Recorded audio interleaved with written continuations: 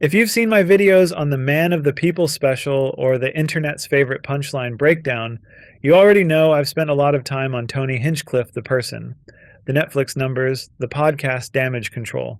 This one centers around a comedy show in Austin that decided the fastest way to explain what it stood for was to name itself against him. It's called Anybody But Tony. 4 comedians get 8 to 10 minutes each. The night closes with a drag finale, and the entire premise is built on a joke Austin's comedy scene has apparently been waiting about a year to make. You already know the Tony in question, and you already know Kill Tony isn't some scrappy underdog operation, so I'll keep the reminder short. Do some more singing, try to incorporate some songs more into your act. Go ahead and do that. Started working on it. Oh my God, Rob, that was a long answer. Guess I should have known that I was going to get a minute of nothingness. Every Monday night at the Comedy Mothership, Joe Rogan's Club on 6th Street, a bucket, 60 seconds, a panel, a verdict, repeat. It's a big machine, feeding a podcast that pulls serious download numbers and its own run of Netflix specials, in a room that sells out most Mondays before the lineup's even announced. By any reasonable measure, one of the biggest things happening in American stand-up right now. So when a group of local comics build an entire show around avoiding him, that's a different question than Tony's persona. This one's about what happens when one comedy format gets so big that an entire city's identity starts to look like a single brand. Its ratings are fine. It simply got large enough that a competing show had to define itself in direct opposition just to be legible as an alternative at all. That's scale, and that's the actual video we're making. Perfect abortion.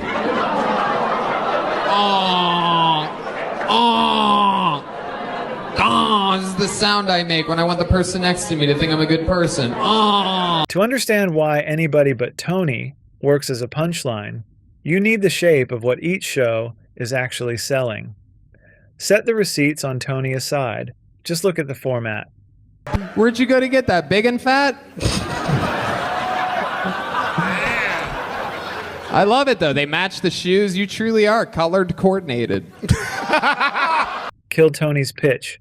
A bucket of names, 60 seconds, then Hinchcliffe and a rotating celebrity panel react, which, depending on the night, ranges from friendly ribbing to a full contact roast of your material, your delivery, and occasionally your face. Anybody But Tony runs on a completely different clock. 4 comedians, 8 to 10 minutes apiece. Enough time to actually build a bit instead of racing to land one punchline before a buzzer. No celebrity panel grating your face on the way out.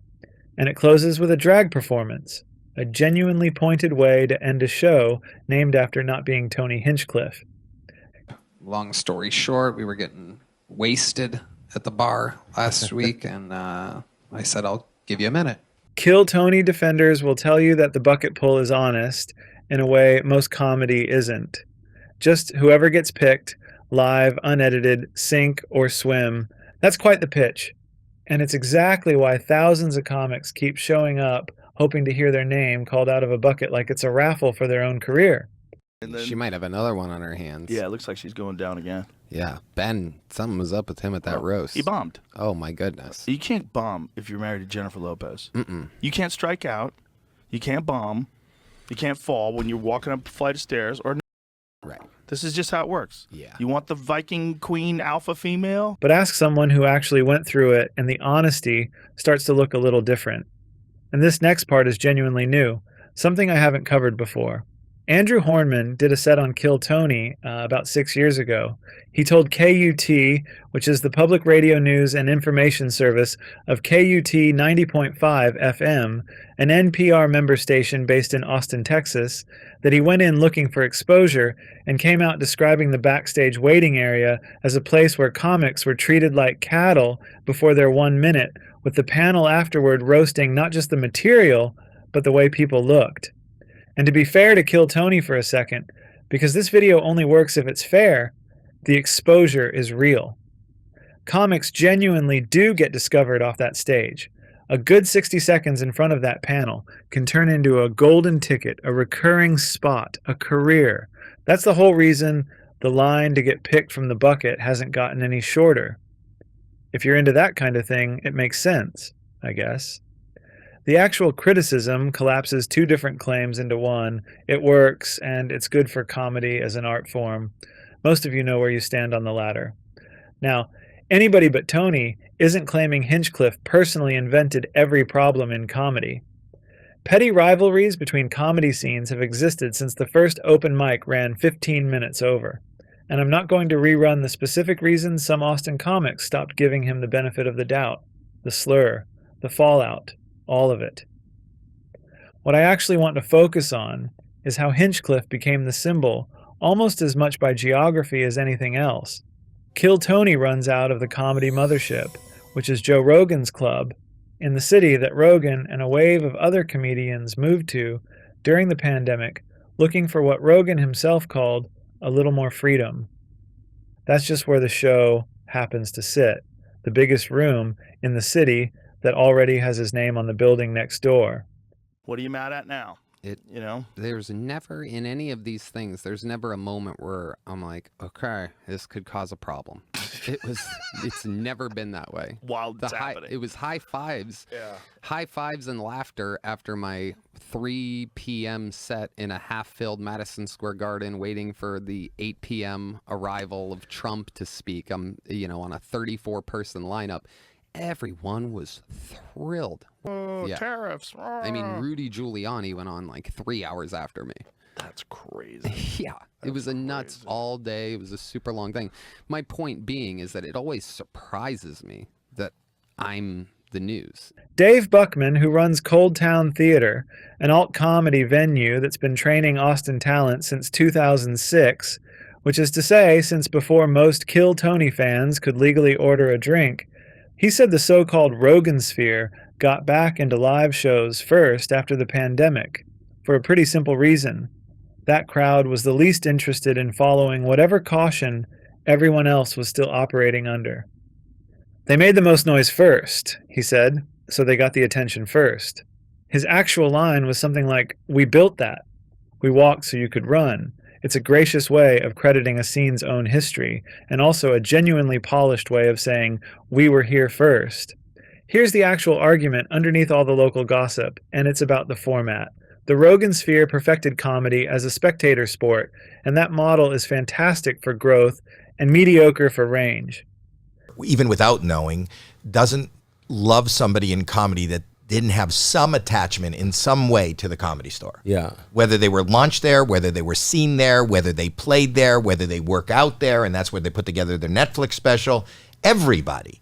Mm-hmm. Joe Rogan, is a product of the Comedy Store. I was just on his podcast this last week, and I played his club. I know you played it as well, and the Mothership. Yeah, the Mothership in Austin, and like you said, what he's doing out there is remarkable. He's in a lot of it. Has to do with my mom. Think about what actually gets rewarded in a 60-second format. You need an idea that lands immediately, because there's no runway. 60 seconds, and you're either through to the interview, or you're walking off to polite applause while the crowd's already looking past you. Panelists react, and those reactions are the content. A comic who bombs spectacularly generates just as much shareable footage as one who is successful. Sometimes more, because humiliation travels further than a clean laugh does. That's just the physics of a format built around speed and public verdict instead of a slow-building 15-minute set. The problem is that not every kind of funny fits inside 60 seconds with a bucket pull attached. A character piece needs setup time. A slow-burn deadpan act needs the room to trust you're going somewhere before the first laugh lands. A vulnerable personal or political bit needs the crowd to sit with discomfort a little longer than a minute allows. Those comics can still succeed at Kill Tony. They just get less room to breathe inside a format engineered to reward the fastest possible payoff, on repeat, week after week, in front of a panel, grading in real time like it's a diving competition with worse swimsuits. What Kill Tony actually did was find a way to turn the open mic's worst possible night, the one where you bomb in front of 11 people and a distracted bartender, into premium content with a Netflix logo stamped on the corner. Clever format design. It's also structurally a machine that runs on humiliation as a renewable resource, and thousands of comics happily feeding it every week only proves the incentive works. Whether it's healthy is a separate question, and the ratings would very much like you to keep conflating the two. This is where Buckman's point actually lands hardest. Cold Town has been quietly building slower, weirder, more collaborative comedy since 2006. Long-form improv, sketch, the kind of scene where you can bomb in front of the same 20 regulars for a year while you figure out your voice with 0 cameras and 0 panel. That ecosystem is still exactly where it's always been, still running shows, still training comics every week.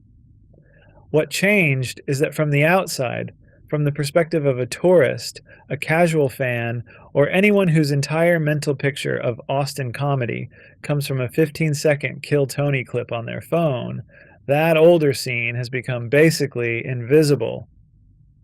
The Rogan Sphere's real trick was volume, getting loud enough that everybody forgot the ecosystem was already there, humming along since before Kill Tony ever left Los Angeles. That's the actual stakes hiding behind a silly show called Anybody But Tony. None of the comics quoted in KUT's reporting call Tony Hinchcliffe a bad guy. The real claim underneath the joke is narrower and, honestly, more interesting. Once a format gets big enough, it stops being one option among several. It quietly starts rewriting what real comedy means for everyone who isn't paying close attention. And formats that reward speed, spectacle, and survival over everything else will always produce a specific flavor of comedy. Usually fast, usually loud, and only occasionally the kind you're still thinking about the next morning. This particular moment is worth covering for a specific reason, not just that somebody, somewhere, finally criticized Kill Tony. Plenty of people have done that for years, mostly on Twitter, mostly ignored, some of it frankly on this channel. But because of where this specific criticism is coming from, and how small it actually is. Like, there's been no promotion of Kill Tony that made it become what it is. It's all just people sharing it on YouTube, sharing it online. That's all it is, clips and these moments. So now you're a guy that they go to, like, to get mad at. And there's a bunch of people like that online that's their business. Their business is people are mad at them. They have hot takes. People are mad at them. Yeah. I mean, that's so you've fallen into that category. And so there's going to be people that genuinely don't like what you did and don't like you. And then there's going to be people that are just using it as a commodity. They're just using it as outrage, which is part of what the game is. You know, this is what they do in their engagement, you know, game that they play, and it's kind of what we do in the joke game. 2 Austin comics, Everett Bragg and Eric Holden, are running this out of the back patio of a bar called Barrett's 2. It's the kind of place where, according to KUT's own description, people are drinking margaritas and playing board games a few feet from the stage while a couple of guys set up a mic stand next to somebody's abandoned game of Scrabble. Bragg said they built the whole show by figuring out everything they didn't want it to be, and Tony Hinchcliffe kept being the answer that kept coming up. "We'd let anybody on but Tony," he told KUT, which is the most beautifully petty mission statement in Austin comedy. That local scale is actually the point. Kill Tony is still packing the mothership every Monday and signing new Netflix deals. What the small scale here actually proves is something else. Even inside the city the Rogan Sphere calls its home turf, there's a working ecosystem of comics who want nothing to do with it. Small enough to run off a bar patio. Specific enough to name itself directly after the one guy they're avoiding. Bragg and Holden aren't shy about what they're chasing instead, and they didn't need a marketing team to figure out the pitch. They describe the show as the antithesis of what they call Kill Tony's punch-down comedy, their term, not an official Kill Tony tagline, aiming instead for something they describe as punching up and not down. Holden told KUT he wants people to leave still thinking about a joke the next day, which, if you sit with it, is a genuinely low bar that an entire wing of the comedy industry has apparently decided isn't worth clearing anymore in favor of a punchier 60-second clip that autoplays into the next one. None of this requires Kill Tony to disappear for the story to matter. A monoculture only needs to get big enough to produce a counterculture. Anybody But Tony Getting written up by a local NPR affiliate in 2026 simply means the empire got big enough that the Tim Heidecker parody called Kill Timmy is no longer the only piece of sarcastic art in this space. All right, my actual opinion, and to be clear, this one's about the ecosystem rather than the man, my actual read, Anybody But Tony isn't some heroic underdog outfit single-handedly saving the comedy ecosystem. That framing is more dramatic than the reality, which is that comedy scenes have always had a fast, mean, crowd-pleasing wing and a slower, weirder, more patient wing, and normally those two wings just coexist while mostly ignoring each other at a comfortable distance. What's different here is scale. When one wing gets a Netflix deal, a podcast doing millions of downloads, and a permanent home at the biggest club in the city, ignoring it stops being realistic. It becomes the default setting for what outsiders assume Austin comedy even is, whether the rest of the scene likes that or not. So my honest take is that Anybody But Tony functions more like a retreat than a threat to kill Tony, a place for comics and audiences who want to have a good time without feeling like they sold their soul, instead of assuming Kill Tony is the only game in town just because it's the only one that shows up in their algorithm. Every scene needs somewhere for that pressure to go, or it just builds up until somebody names a show after the guy holding the valve shut. I think that's healthy, honestly. I'd rather a comedy scene have a visible off-ramp than pretend the dominant format is the only legitimate one. And I think Kill Tony's own fans, if they're being straight with themselves, should want that ecosystem to survive too. Because nobody actually benefits from every open mic in America slowly turning into a 60-second audition for a viral clip. Where I land is pretty simple. The format that rewards speed and spectacle isn't going anywhere, and that's okay. Plenty of people genuinely love it, and that's just taste. But the scene that rewards patience shouldn't need a show named directly after its biggest competitor just to stay visible. That it does right now, in the city that literally brands itself the live comedy capital of the world, has more to do with how short everyone's attention span has gotten than with either show's talent. Anybody But Tony is at most a petty local dig with one of the best show names in Austin comedy this year. It was never a real threat to Kill Tony's dominance, and it doesn't need to be. A show can be minor and still be right. Kill Tony is going to keep filling the mothership on Monday nights.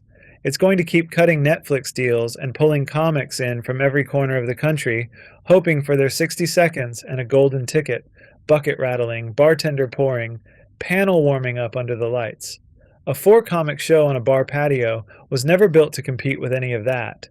But the fact that a counter show had to exist, had to name itself directly against Tony Hinchcliffe, just to be legible as an alternative at all, tells you something about how completely one format has come to define an entire city's comedy identity from the outside looking in.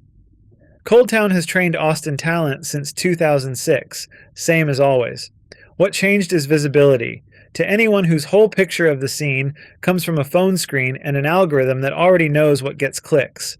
Because if the only way to prove you belong in Austin comedy is surviving 60 seconds in front of Tony Hinchcliffe and a celebrity panel, then the scene isn't really discovering comics anymore. It's just discovering content. And somewhere on a bar patio on a Thursday night, past the margaritas and the folding tables, a drag queen is closing out a show built entirely around one idea. Anybody but him. So genuinely, I want to know what you think. Is Kill Tony still finding the next great stand-up comic? Or has it just gotten really, really good at manufacturing the perfect cringe clip? Tell me down in the comments. Hit the like button if you made it to the end, and subscribe for more breakdowns.